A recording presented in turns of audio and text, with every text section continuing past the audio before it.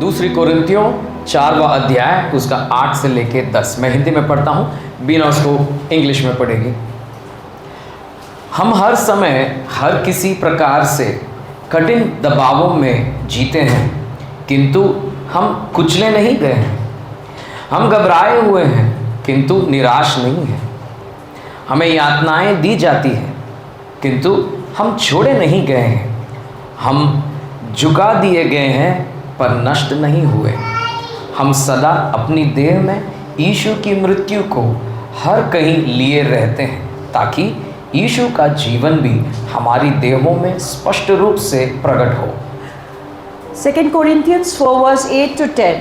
We are afflicted in every way, but not crushed, perplexed, but not driven to despair, persecuted, but not forsaken, struck down, but not destroyed, always carrying in the body the death of Jesus, so that the life of Jesus may also be manifested in our bodies. आइए हमारे सिर को झुकाएं। प्यारे पिता, इस वचन के लिए हम धन्यवाद करते हैं। पिता, आपकी उपस्थिति मांगते हैं परमेश्वर, क्योंकि आपकी उपस्थिति के बिना सब कुछ बेकार है। पिता, आपकी उपस्थिति में ही हमारे लिए आशीष है। पिता, आज हमारे दिल और मन को आप स्पर्श करें। पिता, हमारे मनों को खोलें पिता, ताकि आपके वचन को हम समझ पाएं, वचन की गहराई में उतर पाएं। पिता, आपकी आवाज़ को सुनकर आज विश्वास में बढ़े। पिता, हमारे जीवन में एक परिवर्तन का कारण बने। पिता, हम सब अपने आप को आपके हाथों में रखते हैं। हमारी अगुवाई करें पिता, यीशु मसीह के पवित्र नाम से मांगते हैं, सुनो और कबूल कर, आमीन। Amen. ये जो वचन है, ये हमारे लिए बहुत परिचित वचन है। This is a very familiar word that we have looked at. इसके ऊपर एक गीत भी है। There's a song that we have heard from this verse. कितने लोगों ने, ऐसा कोई है जिसने ये वचन नहीं सुना है? Afflicted in every way but not crushed, perplexed but not driven to despair।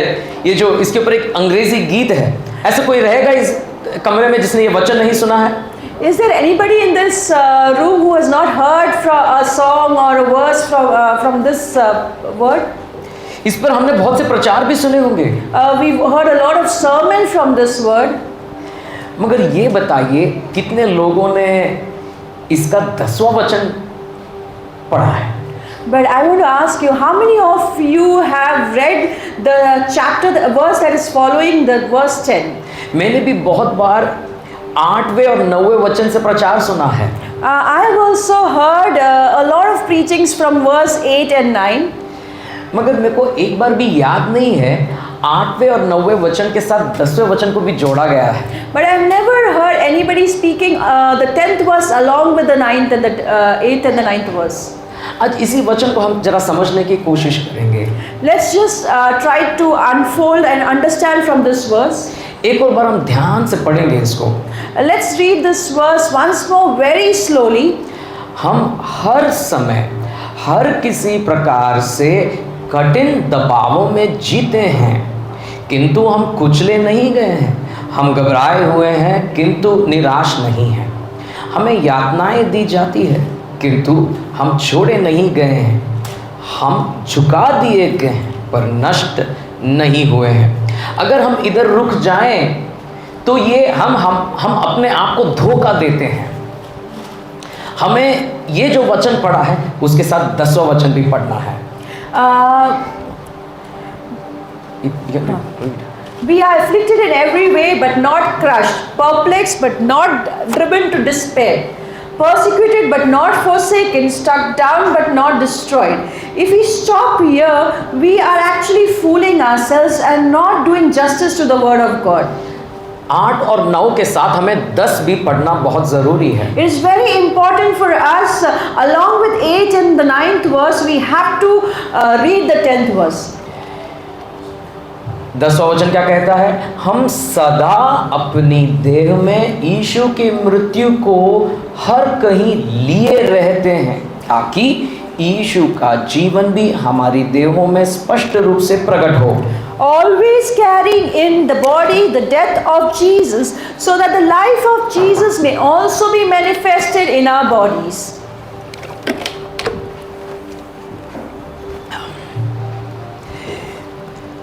देखिए, एक अपोस्टल का जीवन बड़ा कठिन था उस जमाने में। The life of an apostle during those times was very difficult. Paul एक अपोस्टल है, Paul is an apostle. बड़े सुखदायी जीवन जीते थे। He had a very good life before he became an apostle. वो बड़े समाज में यहूदी समाज में बड़े ऊंचे ओहदे पे थे। He had a very high position in the Jewish community. बहुत पढ़े लिखे फरीसी हैं, He was a well-educated Pharisee. मगर उस जीवन से परमेश्वर ने बुलाकर अपने सेवकाई के लिए उन्हें अलग किया। From that life, God has called him out for his work. और जब से परमेश्वर ने पॉल को अपने सेवकाई के लिए बुलाया है, अलग किया है, तब से उनका जीवन बड़ा मुश्किल है। From the time the Lord has separated him for the work of the Lord, Paul is facing a lot of difficulties. It's become very difficult for him to live his life. Paul खुद इसके बारे में कहते हैं, दूसरी कुरिन्थियों 11 का 24 से लेकर वो इस प्रकार कहते हैं। Paul speaks about this in 2 Corinthians 11 verse 24 onwards. 5 बार मैंने यहूदियों से एक कम 40 कोड़े खाए। मैं 3 बार लाठियों से पीटा गया हूँ। एक बार तो मुझ पर पथराव भी किया गया था। 3 बार मेरा जहाज डूबा। एक दिन और एक रात मैंने समुद्र के गहरे जल में बिताई। मैंने भयानक नदियों, खूंखार डाकुओं, स्वयं अपने लोगों, विधर्मियों, नगरों, ग्रामों, समुद्रों और दिखावटी बंधुओं के संकटों के बीच अनेक यात्राएं की है।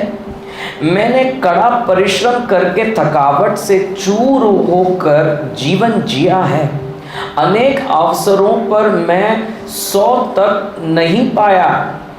भूखा और प्यासा रहा हूँ। प्राय मुझे खाने तक को नहीं मिल पाया। बिना कपड़ों के ठंड में ठिठुरता रहा हूँ। और अब और अधिक क्या कहूँ, मुझ पर सभी कलीसियाओं की चिंता का भार भी प्रतिदिन बना रहा है। 5 times I have received at the hands of the Jews the 40 lashes less one. 3 times I was beaten with rods. Once I was stoned. 3 times I was shipwrecked. A night and a day I was adrift at sea. On frequent journeys, in danger from rivers, dangers from robbers, danger from my own people, danger from Gentiles, danger in the city, danger in the wilderness, danger at sea, danger from false brothers, in toil and hardship, through many a sleepless night, in hunger and thirst, often without food, in cold and exposure, and apart from other things, there is daily pressure on me of my anxiety for all the churches. आप जरा सोचने की कोशिश कीजिए, Paul का जीवन कितना कठिन था। Just try to imagine how difficult Paul's life would have been. मगर हम कितने हल्के से पढ़ते हैं, कठिन दबाव में जीते हुए क्या हम कुचले नहीं गए, घबराए हुए हैं किंतु निराश नहीं, हमें यातनाएं दी जाती है किंतु हम छोड़े नहीं गए। कितने हल्के से हम इस वचनों को पढ़ते हैं, मगर इसमें पॉल के जीवन की कठिनाई, उसकी दुविधा, उसकी दर्द है। When we are reading these verses, we are so casually reading it, but what is written in these verses is the pain, the trouble, the anxiety that Paul is going through as a minister of the Lord. हमें उस Paul को मालूम है जिसने बोला कि हम क्या झुका दिए गए मगर नष्ट नहीं हुए हैं, मगर उस पॉल के कठिनाइयों को, उसके जीवन को हम पहचानते नहीं। We know about a Paul who's saying that we've been crushed but we've not been destroyed, but we are not able to understand the pain and the trouble that this Paul is going through. हमें उस Paul को मालूम है जो बंदी गृह में उसने आराधना किया, भूकंप हुआ और बेड़ियां ढीले होकर गिर पड़ी। We know about a Paul who, when he worshipped and when he was on chains, the chains broke. मगर क्या आप पॉल के जीवन के बारे में जानते हो? But do you know about the life of Paul? मैंने एक बार YouTube में एक प्रचार सुना था एंड ये वर्शिप के ऊपर प्रचार कर रहे थे। Once I heard a sermon on YouTube and they were talking about worship. उन्होंने उदाहरण दिया, यहूदी यरीको के चारों ओर परमेश्वर की महिमा करते हुए गए और वो यरीको का जो गढ़ था वो टूट गया। They spoke about how the Jews went around the Jericho wall and kept on worshipping, and how the Jericho wall broke. उस व्यक्ति ने पौल का उदाहरण दिया कि पौल ने भेड़ियों में जकड़े हुए भी उसने आराधना किया, वर्शिप किया और भेड़ियां टूट गई। He gave an example of Paul, how Paul, when he was in chain, he continued to worship God, and how the chains broke. इसलिए हमें भी आराधना करना चाहिए। And that is why we also should worship. आराधना क्या है? What is worship? है ना, बहुत से लोग ये ऐसे उटपटांग उदाहरण लेकर वचन की गहराई में उतरते नहीं हैं, तोड़ मरोड़ कर प्रस्तुत करके उसकी नकल करते हैं। A lot of people give these kind of examples and they don't actually dwell on the word, go deep into the word. They just try to manipulate the word. हमें मालूम है प्रेरितों के काम 16वां अध्याय में साफ साफ लिखा है, पौल और साइलस रात के अंधेरे में प्रार्थना कर रहे, आराधना कर रहे हैं और बेड़ियां टूट गई। We have read in the Acts of Apostles that how when Paul and Silas were chained, they worshipped the Lord and the chains broke. हमें लगता है हम उनके जैसे आराधना करेंगे, गीत गाएंगे तो हमारे भेड़ियां भी टूट जाएंगे। And when we feel that when we worship and when we sing songs like these, the chains that we are in will be broken. ये आज शुरू नहीं हुआ, ये उस जमाने से लोग पौल और उसके साथियों की नकल करते थे। This did not start today. From the time Paul and his people were there,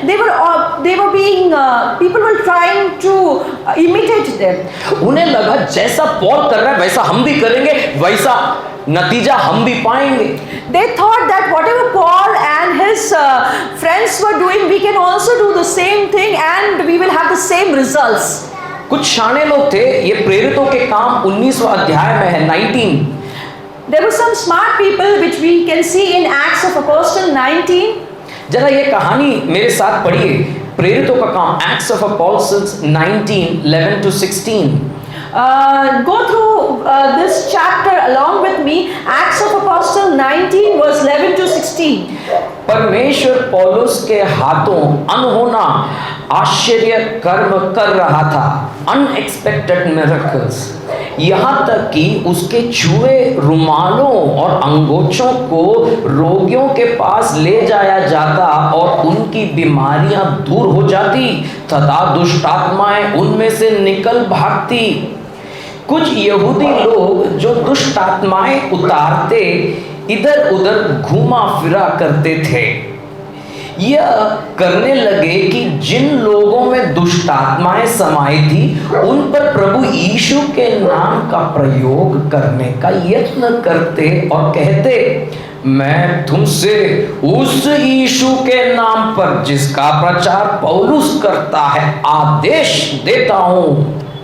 एक स्कीवा नाम के यहूदी महायाजक के 7 पुत्र जब ऐसा कर रहे थे तो दुष्ट आत्मा ने एक बार उनसे कहा, मैं यीशु को पहचानती हूं और पौलुस के बारे में भी जानती हूं, किंतु तुम लोग कौन हो?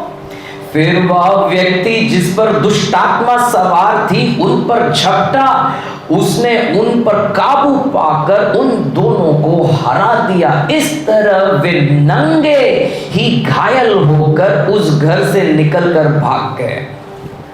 Acts 19 verse 11 to 16. And God was doing extraordinary miracles by the hands of Paul, so that even handkerchiefs or aprons that had touched his skin were carried away to the sick, and their diseases left them, and all the evil spirits came out of them.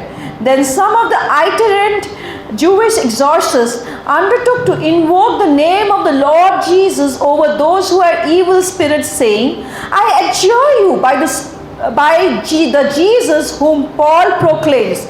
7 sons of Jewish high priest Sceva were doing this, but the evil spirit answered them, Jesus I know, and Paul I recognize, but who are you? And the man in whom was the evil spirit leaped on them, mastered all of them, and overpowered them, so that they had fled out of that house naked and wounded. नकल करना है Paul का, तो सिर्फ Paul की आराधना का नकल मत कीजिए, पॉल का जीवन का नकल कीजिए, पॉल के समर्पण का नकल कीजिए। If you want to imitate Paul, don't only imitate the worship of Paul. Imitate his life, imitate his dedication and commitment. Paul के आराधना में जो नतीजा उसने पाया, वो नतीजा मेरे और आपके जीवन में अगर आना है, तो पॉल का समर्पण, पॉल जिस प्रकार वचनों पर जिया, जो कीमत उसने चुकाई, वो कीमत मुझे चुकानी पड़ेगी। If we want to have the same results that Paul had when he worshipped, when he was in chains, we have to make sure that we have the same commitment, we have the same dedication in doing what Paul was doing. We have to pay the price like Paul paid. हमें Paul ने क्या कीमत चुकाई नहीं मालूम, Paul का समर्पण क्या है नहीं मालूम, पॉल किस प्रकार वचन पर चला नहीं मालूम, पॉल ने आराधना किया, हम भी आराधना करेंगे। We don't know what is the commitment that Paul made, the price that Paul paid, we do not know, and how he led his life on the word, we do not know, but we know that Paul worshipped and God answered. इसलिए वचन के साथ खिलवाड़ नहीं करना चाहिए हमें। That is why it's important that we do not play around with the word of God. Paul ने एक बहुत बड़ी कीमत चुकाई है। Paul has paid a very huge price. जरा देखिए पॉल ने जो दुविधाएं उसने सही हैं, कितने लोग इन दुविधाओं, दुख, दर्द और पीड़ा के बीच में आराधना कर सकते हैं, प्रार्थना कर सकते हैं, वचन पढ़ सकते हैं। The kind of suffering and trouble that Paul is going through, how many people can worship and spend time and obey God in such a circumstance? अरे छोटे से सिर दर्द होता है, लोग कलीसिया नहीं आते हैं। Even if we have a small headache, we don't come to church sometimes. और हमें लगता है पॉल के जैसे हम आराधना करेंगे, चार गीत क्या गा लिया, स्वर्ग जमीन पर उतर आएगा। And we feel that when we sing 4 songs and worship like Paul, the heavens will come down. कीमत चुकानी पड़ती है। We have to pay the cost. जब तक तुम कीमत नहीं चुकाओगे, पॉल का नतीजा अपने जीवन में नहीं पा सकते। Unless we are ready to pay the cost, the consequence, the result that Paul had when he worshipped cannot be ours. जब सब कुछ ठीक चल रहा है, जब हमारी विवाहित जीवन ठीक चल रहा है, हमारी आर्थिक जीवन ठीक चल रही है, हमारे बच्चे अच्छे से बढ़ रहे हैं, गीत गाना, प्रार्थना करना सब कुछ संभव है। When everything in our life is going fine, when our children are doing well, when our married life is going on well, everywhere we have peace, it's very easy to worship the Lord. हम कलीसियाओं के सुविधा में ऊपर fan एकदम अच्छे सुविधा में बैठकर हमें लगता है हम आराधना करेंगे। In the comfort of our church where we have fans and lights, we feel that we are worshipping God. क्योंकि पॉल ने आराधना किया। Like Paul did. पॉल एक दिन एक रात समुद्र में धूप में पीने के लिए पानी नहीं, नमकीन पानी पियोगे तो गई भैंस पानी में। पॉल उधर आराधना कर सकता है। पॉल बंदी गृह में बैठकर आराधना कर सकता है। हमारे इधर अगर लाइट जाए, वर्शिप के बीच में सडनली इलेक्ट्रिसिटी चली जाए, अरे हमारे लिए सब कुछ जब ठीक होगा हम आराधना करेंगे। So Paul was in the sea for almost a day and a night without water, without food. If you drink that salty water, then it is going to affect your health.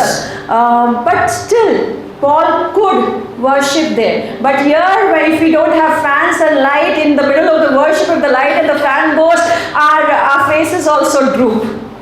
मैं हाल ही में हमारे कलीसिया के एक भाई से बात कर रहे थे और वो एक दूसरे कलीसिया की बात कर रहे थे। उधर ऐसे ऐसे संडे सर्विस होते हैं जब पास्टर प्रचार नहीं करते, बस continuous worship. Recently I was talking to one of our brothers and he was talking about another church where there have been times that the pastor has not preached and they have been having continuous worship. उनका Sunday service is only worship. Sunday services there have been times that it's only worship. I was shocked. मैं चकित रह गया, ये कैसा Sunday service होता है। I was shocked that what kind of a Sunday service is this? अगर आराधना करना है ना, तो अपने सिरदर्द और पेट दर्द जब चीजें बिगड़ी हुई है उसके बीच में आराधना करो, कीमत चुकाकर आराधना करो, उस आराधना में सामर्थ उतरेगा। If you really want to worship the Lord when you have headaches and when you have stomach aches and when everything is going messed up in your life, in the midst of that, worship God, and that is the price that you are paying. Paul को अगर हम पूछेंगे, पौल इस दुविधा, दर्द, पीड़ा में, पथराव में 3 बार तो तुम्हारा जहाज डूब गया, दिन रात समुद्र में, तुमने कैसे आराधना किया, पौल को अगर आप पूछोगे, पौल उसका उत्तर देगा गलातियों 2:20 में। If you ask Paul, how did you manage to worship in all these circumstances, in hunger, in being beaten, all persecuted, crushed, how were you able to do it? Paul will give you an answer. Galatians 2:20. इसी से अब आगे मैं जीवित नहीं हूं, किंतु मसीह मुझ में जीवित है। सो इस शरीर में अब मैं जिस जीवन को जी रहा हूं वह तो विश्वास पर टिका हुआ हूं, परमेश्वर के उस पुत्र के प्रति विश्वास पर जो मुझसे प्रेम करता है और जिसने अपने आप को मेरे लिए अर्पित कर दिया है। I have been crucified with Christ. It is no longer I who live, but Christ who lives in me. And the life I now live in the flesh, I live by faith in the Son of God, who loved me and gave himself for me. Paul को पूछोगे, पौल बोलेगा ये जीवन मेरा नहीं है। Paul, if you ask Paul, Paul will say this life does not belong to me. ये शरीर मेरा है मगर मुझ में यीशु है। This body belongs to me, but in my body Jesus is present. मेरा जो कुछ भी हो मेरा नहीं, वो मेरे यीशु का है। Whatever I have is not mine, it is of Jesus's. मैं यीशु के साथ क्रूसित हो गया हूँ। I have been crucified with Jesus. It is no longer I who live, but Christ who lives me. किंतु मसीह में जीवित हूँ। It is no longer I who live, but the Christ who lives in me. मैं नहीं, मेरा यीशु मुझ में जीवित है। It's not me, but my Jesus is living inside of me. मेरी आंखें मेरे यीशु के हैं। My eyes is of my God. मेरे जज्बात, मेरे आदतें, मेरा समय, मेरे रिश्ते मेरे यीशु के हैं, मेरा नहीं। My emotions, my time, my relationship, everything belongs to Jesus and does not belong to me. क्योंकि मैं तो मर गया। Because I am dead. आप देख रहे हैं, पहले मृत्यु फिर जीवन। It is first death and then life. जिधर मृत्यु नहीं उधर जीवन नहीं। Where there is no death, there cannot be any life. जो व्यक्ति यीशु के साथ मर गया है वही यीशु के साथ जी सकता है। The one who has died with Christ is the one who can live with Christ. अपने सुविधाओं में तो लंबी प्रार्थनाएं, 4 गीत गाने से, घंटों वर्शिप करने से कुछ नहीं बदलेगा। In the comfort of our lives, if we sing 4 songs and spend time long hours in prayer, nothing is going to change. अगर बदल गया तो मैं ये वचन साइड में रख दूंगा। If things are going to change, then I will keep my word aside. क्योंकि परमेश्वर का वचन साफ कहता है, पहले मृत्यु, पहले कीमत, फिर नतीजा, फिर जीवन। The word of God clearly says, first death and then life. First you pay the price and then there is a consequence. देखिए, आज मैं इसी बात पर आपका ध्यान बढ़ाना चाहता हूं कि कई बार मैंने सुना है कि हम एक ही चीज़ में लंबे लंबे अरसे तक स्ट्रगल करते हैं, प्रार्थना कर रहे हैं मगर एक नतीजा नहीं मिल रहा है। या कई बार सैटरडे और संडे को हमारे अंदर एक जीवन रहता है मगर मंडे टू फ्राइडे काफ़ी खाली खाली महसूस करते हैं। ऐसा क्यों? I am going to dwell on this today, that why sometimes we keep on struggling with the same thing over and over for many months and years. Saturday and Sunday we are full of life. Monday to Friday we drag through life. Monday से लेकर Friday में यीशु का जीवन हम में सक्रिय नहीं रहता। Monday to Friday, the life of Jesus is not very active in our lives. Saturday Sunday में एक अनोखा जीवन बंदरों के जैसे हम फुदक सकते हैं। Saturday, Sunday, we can jump like monkeys. मगर मंडे टू फ्राइडे मुरझाए हुए रहते हैं। But Monday to Friday we live a life that is so withered. ऐसा क्यों? Why? और ये कब तक? Until how long? ये बदलना है। This has to change. एक समर्पण कीजिए, मैं नए साल में ये अवस्था को बदल कर ही मैं नए साल में प्रवेश करूंगा। Before I enter the new year, I want this to change for me in my life. 2024 में मंडे टू फ्राइडे में वही जीवन होगा जो सैटरडे संडे में होगा मुझे। 2024, I will live the same life that I live on Saturday, Sunday, from Monday to Friday. ये परिवर्तन आपके हाथों में है। This change is in your hand. जरा इस पर थोड़ा ध्यान करते हैं। Let's dwell on this a little more. देखिए, हम सब स्ट्रगल करते हैं। We all struggle. ये जीवन की सच्चाई है। That's the truth of life. हम में से कोई कितना भी बड़ा संत बनने की कोशिश करे, ऐसा कोई नहीं है जो निष्पाप है। Whatever we claim to be, however saintly we will be, there's nobody who is sinless. हम सब में स्ट्रगल्स हैं। We all struggle. मगर आप जरा मेरे साथ सोचिए, चलिए आपके जीवन में एक प्रॉब्लम है, आप उसको स्ट्रगल क्यों बोलते हो? Today think with me. If you have a certain problem in your life, why do you call it a struggle? चलो ये सोचते हैं कि आप जब इंटरनेट पे बैठते हो आपको स्ट्रगल होती है। For example, when you sit on the internet, you struggle. अभी क्यों आप स्ट्रगल करोगे? Why do you struggle? आपको क्यों लगता है ये स्ट्रगल है, बाकी सब जगह पे स्ट्रगल नहीं है? Why do you think only this is a struggle and there's no struggle in all the other areas of your life? क्योंकि आपके माइंड में एक अवेयरनेस है कि मसीह को ये बात पसंद नहीं है। Because you have an awareness in your mind that Jesus doesn't like this. यीशु मसीह को इससे नफरत है। Jesus hates the thing that is on the internet that you're going to see. You're aware of it.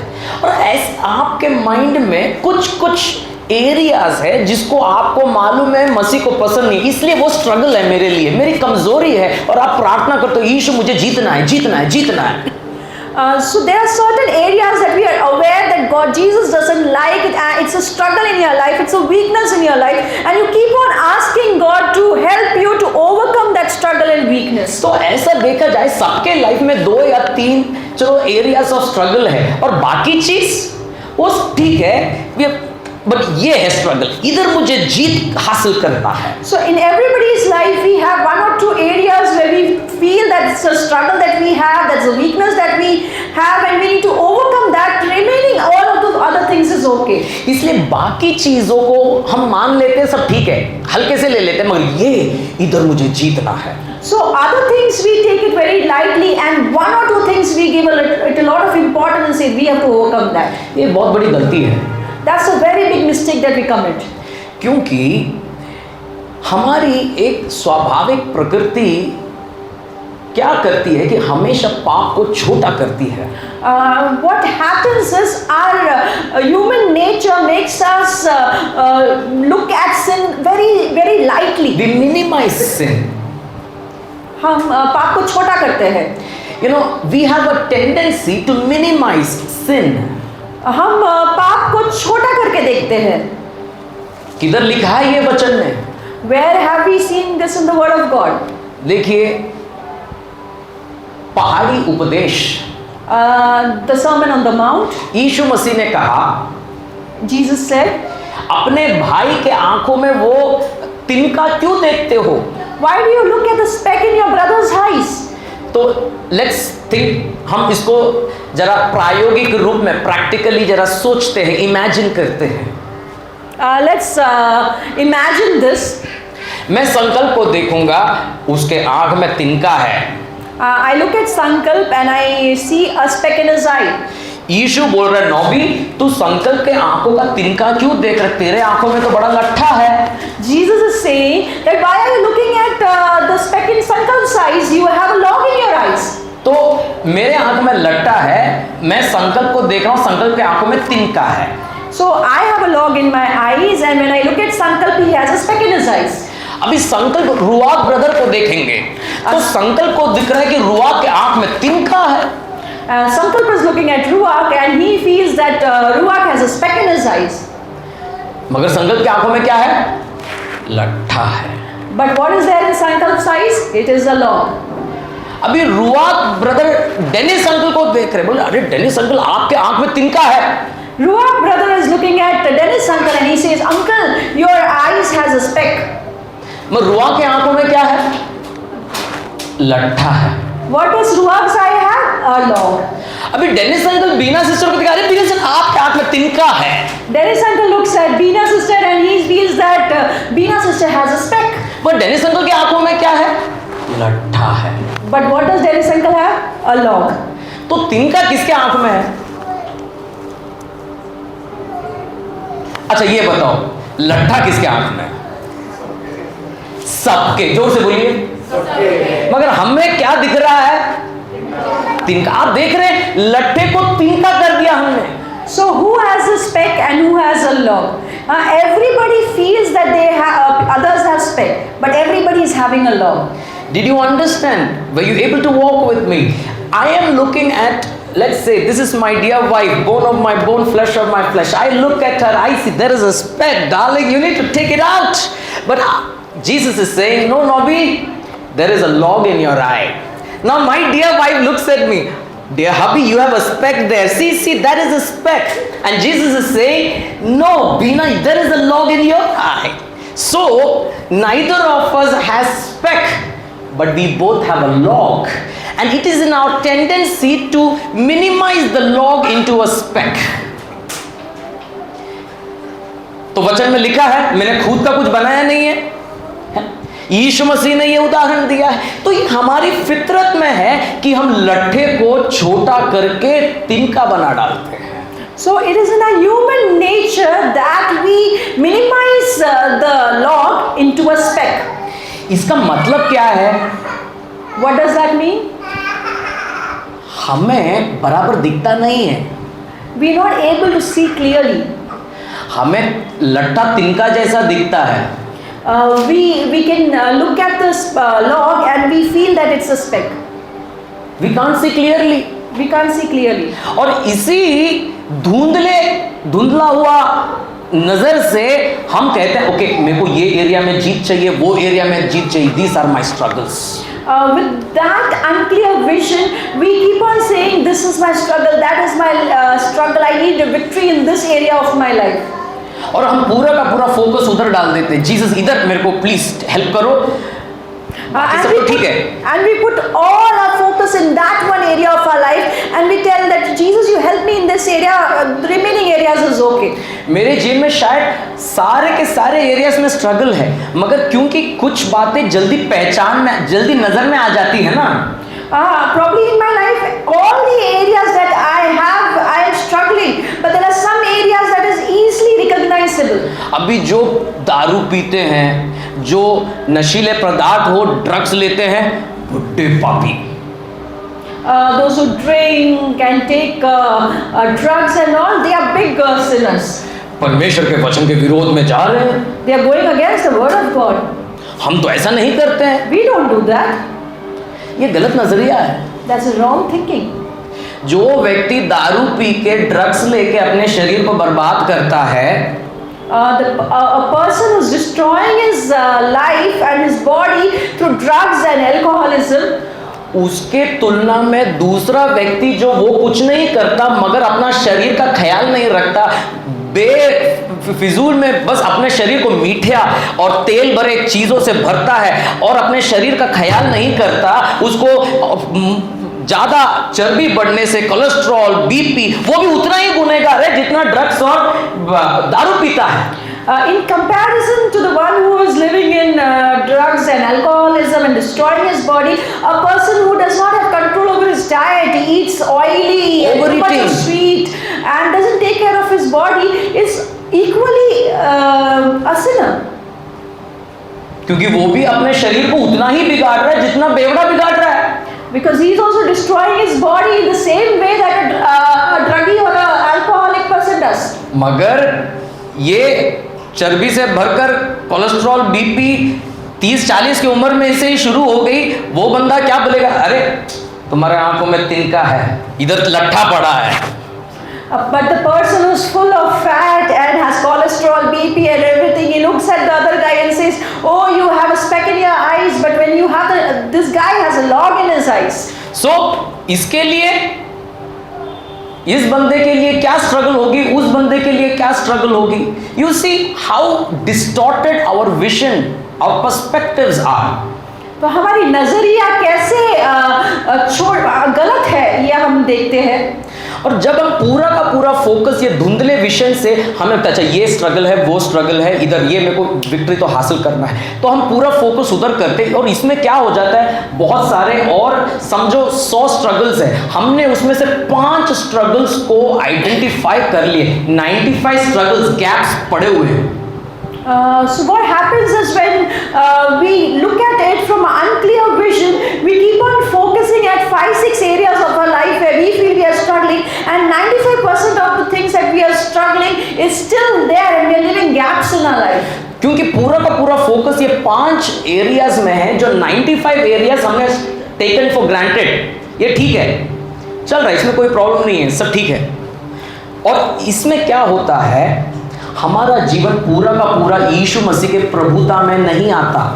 So since we are focusing only on this 5-6 things that are troubling us and we think that we need to overcome, and this 95 things that we are leaving unattended, we are not living completely under the lordship of Jesus.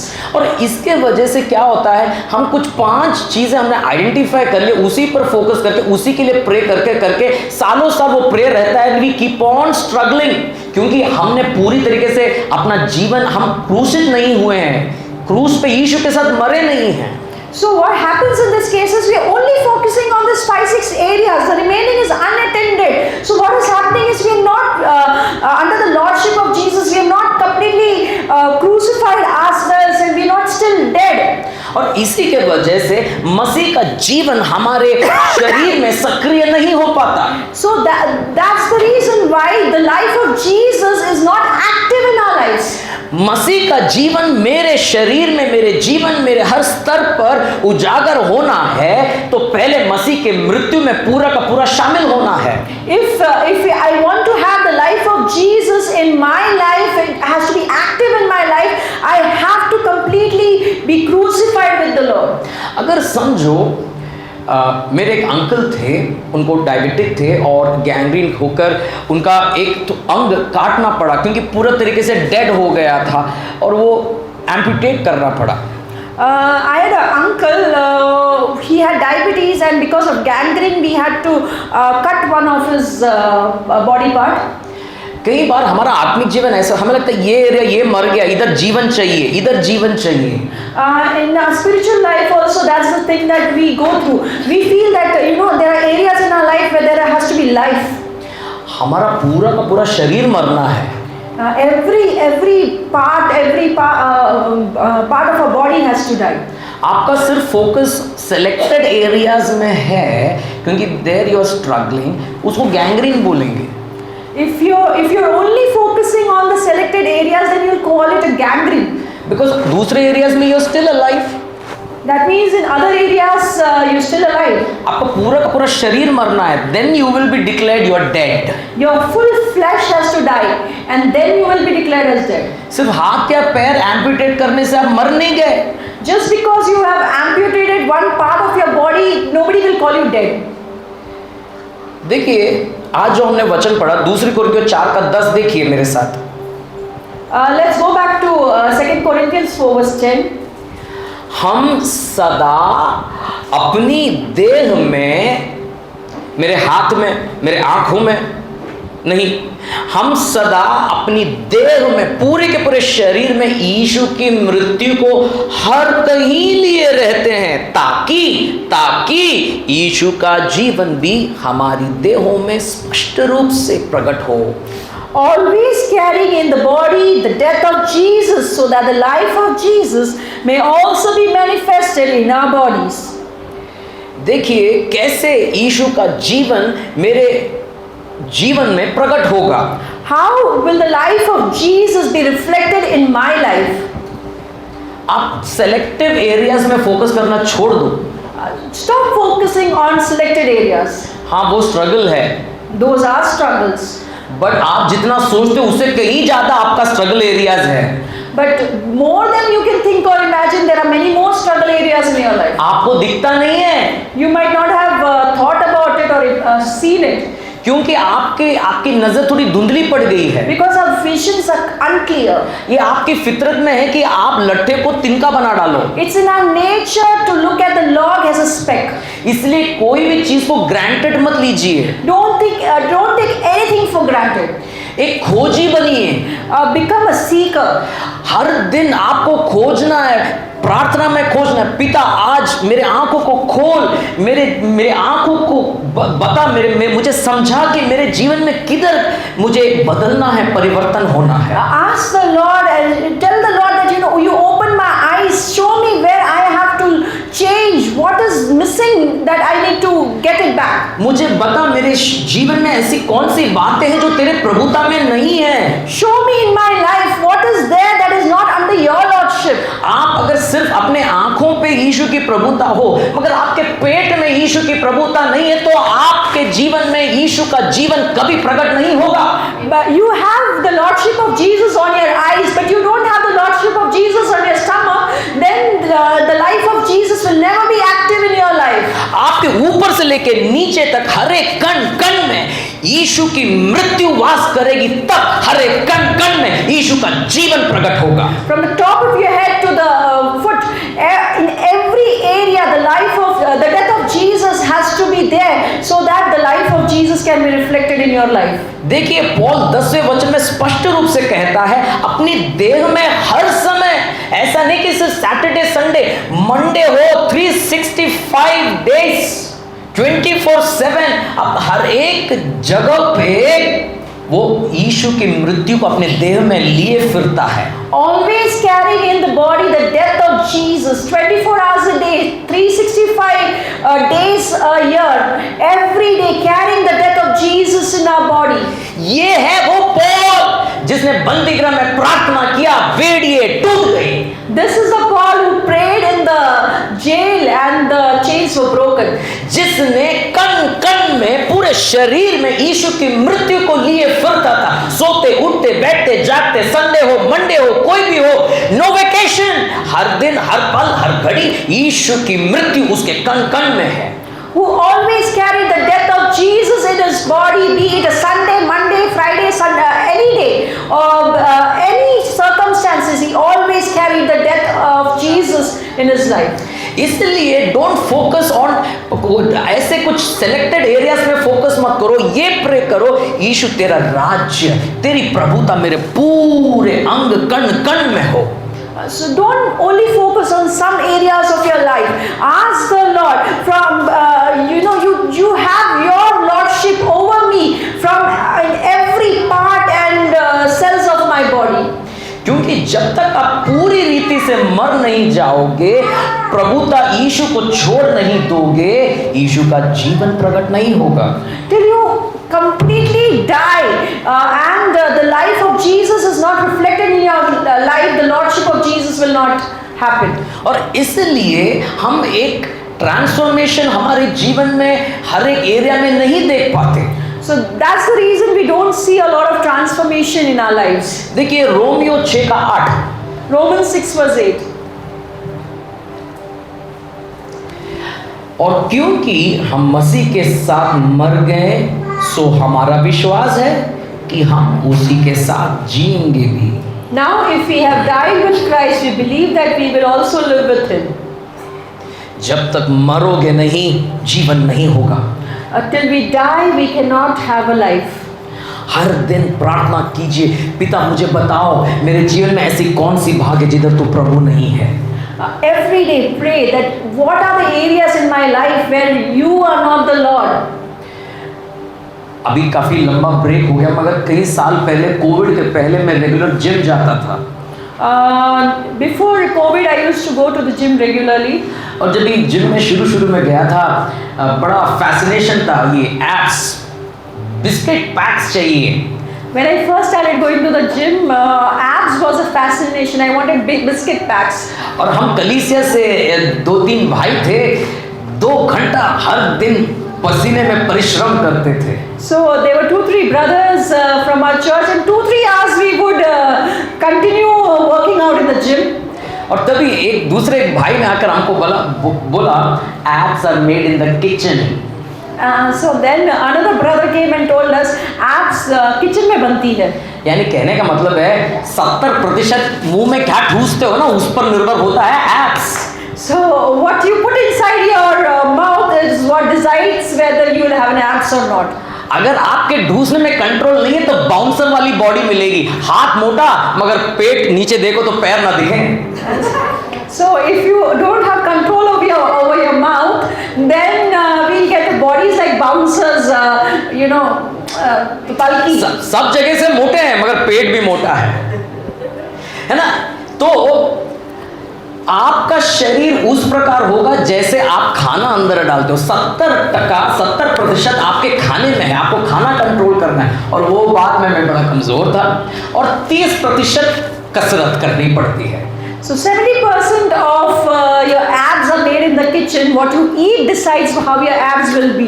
And I was not very strong in that area. आपका आत्मिक जीवन भी ऐसा ही है। Your spiritual life is exactly the same. आपका आत्मिक जीवन वैसा ही दिखेगा जैसी प्रार्थना आप करते हो। Your spiritual life will be exactly like the way you pray. ढूंढो तो पाओगे। Seek and you will find. तो क्या ढूंढते हो? What are you searching for? तरक्की ढूंढोगे तो सांसारिक तरक्की शायद परमेश्वर दे दे। If you're looking for success, God probably will bless you with this worldly success. मगर भैया उस पार नहीं जा पाओगे। But you'll not reach the other shore.